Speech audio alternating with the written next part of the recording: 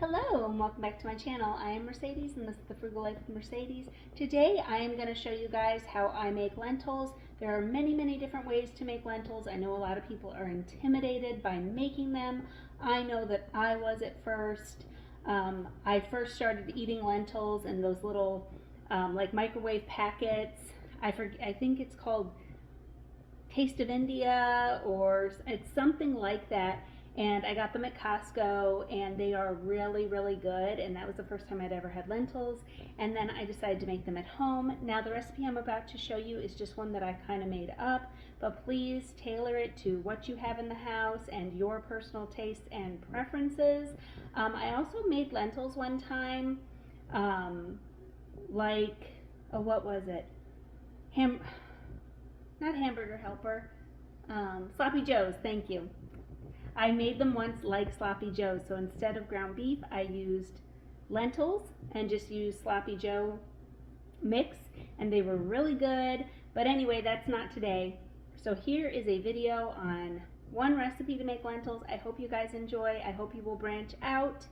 And all the ingredients pretty much came from the Dollar Tree, with like the exception of a couple of items, which you'll be able to tell when you watch the video. So this was made for really cheap, great budget friendly food. Okay, please consider subscribing to my channel. If you did not know, I have an Instagram, the Frugal Life with Mercedes. Until next time guys, bye. I am going to be making lentils. You will just need a pack of lentils, and I just read the ingredients on the back, what you add. So you need 8 cups of water. So these are drippings from a roast. I put them in the freezer, and I will just measure it out, and then whatever is left, I will do the rest in water and use some chicken bouillon cubes. You could also use beef. I'm going to do chorizo, onion, a little bit of oil, some garlic, and some bay leaves.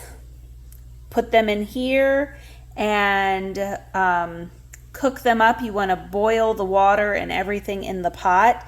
Bring it to a boil and then let it simmer until the beans are soft. In here I just have the chorizo and the onions cooking while I am setting everything else up. You do not have to use chorizo. I have done this with the drippings without the chorizo and it was fine. I've done it with chorizo and just bouillon cubes.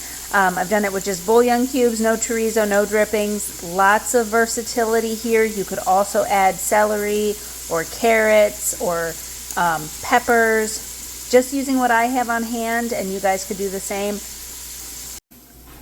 That's about 2 cups of drippings, and once it gets heated up and completely it's defrosted, but you know, once it starts getting cooked, it won't be jelly anymore.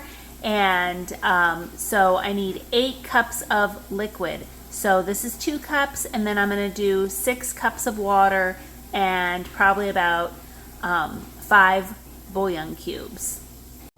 Here are my lentils. I sorted through them. You want to sort through them just to make sure that there's no pebbles or anything. The likelihood is pretty small, but you still want to sort through your beans, legumes, lentils. I am going to wash them and then I'm going to add them to the pot. Okay, so everything is added to the pot. I did not add oil this time because the chorizo has some oil in it, but I would recommend it if you're not using chorizo. And I only used 4 cubes of bouillon for this. Because the chorizo and the drippings are going to have a lot of flavor. Now, if later on it doesn't taste like there's enough, you can always add another bouillon. Honestly, this recipe is so versatile. It just depends how you're going to do it and what you're going to use. Okay, so everything is boiling, and now I'm going to put it on a simmer until the lentils are soft. That should be about 40 minutes or so. So we will come back in a little bit and check how it's going. The lentils are all done. I did end up adding a couple more bouillon cubes. I felt like it needed a little bit more, and they are done. I'm gonna let them cool off and then put them in the fridge, and we are gonna eat on these for the next few days. Okay, so while this is cooling off, I went ahead and put some in this glass bowl, and when it is completely cooled off, I will put the lid on, and I always label it with some masking tape. This is really great because then you know exactly what's in your freezer. There's no mystery. And I'm telling you guys, I tell you guys this all the time. When I cook something like this, I go ahead and freeze some of it before we start to eat on it. So then we can eat the lentils for a couple of dinners, and then some is already in the freezer, and any that's left over will go into another container to go into the freezer. And then that way, in a few weeks, when we want to have lentils again, I just take it out to defrost, and you've already got meals in the freezer ready to go. You can cook things in large batches. It's easier, it's more cost effective. And then you're not stuck eating something for a week straight. So when we're done eating these lentils, I can just pull something else out of the freezer, like a chili that I have, or different meals that I have on hand. But this is what I do pretty much every time. I go ahead and stick some of it in the freezer.